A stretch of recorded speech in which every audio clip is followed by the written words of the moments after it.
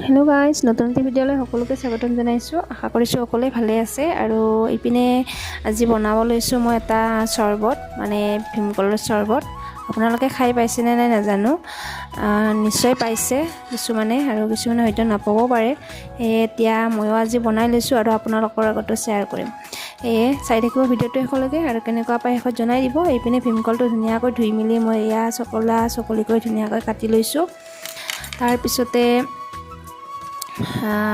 এটা মই মানে চৰিয়াত ধুনীয়াকৈ পানী লৈছোঁ, এবাটি লৈ পেলাই তাত ধুনীয়াকৈ তিয়াই দিম। আৰু চাই থাকিব ভিডিঅ'টো শেষলৈকে, কেনেকুৱা পাই শেষত জনাই দিব। তেনেহ'লে বলক।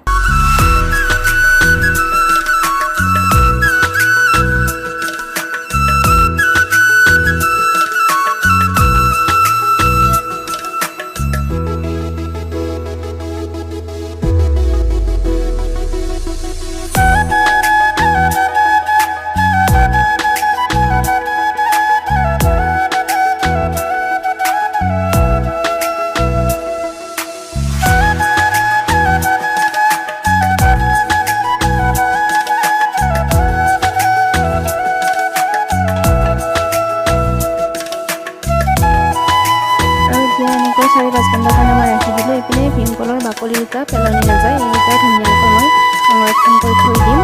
ইয়াকে ধুনীয়াকৈ ধুই লৈছোঁ ফাৰ্ষ্টতে। তাৰপিছতে এতিয়া এডাল ৰছী ধুনীয়াকৈ ইয়াত ৰাখি দিম। এয়া মানে ভীমকলৰ বাকলিটো বহুত কামত আহে। চৰ্দি কাহ হ'লে আপুনি ধুনীয়াকৈ যেতিয়া শুকাব আৰু ধুনীয়াকৈ পুৰি পেলাই ইয়াৰে যিটো মানে খাৰ বুলি কয়, সেই খাৰটো আপুনি খাই দিব। তেল অকণমান, নিমখ অকণমান মিক্স কৰি, নতুবা এয়া পৰি গ'ল এবাৰ। আৰু তাৰপিছতে আপুনি ভাতৰ লগতো খাব পাৰে, তেনেকৈ চৰ্দি কাহৰ কাৰণে বহুতেই ভাল। আৰু সেয়ে মই বাকলি দুটাও ৰাখি দিছোঁ। আৰু এইপিনে মই মোটামুটি চৰবত ৰেডি হ'ব হৈছে, আৰু 4-5 ঘণ্টা অলৰেডি হৈ গ'ল। এনেকৈ ৰাখি দিছোঁ। আৰু এয়া চাওক, এইপিনে মই চৰবত ৰেডি। আৰু এতিয়া ধুনীয়াকৈ বাকি ল'ম আৰু অকণমান চেকি ল'ম প্ৰথমতে, অলপ গুড়া কৰি পেলাই। তাৰপিছতে আৰু আমাৰ খাব ৰেডি হৈ গ'ল।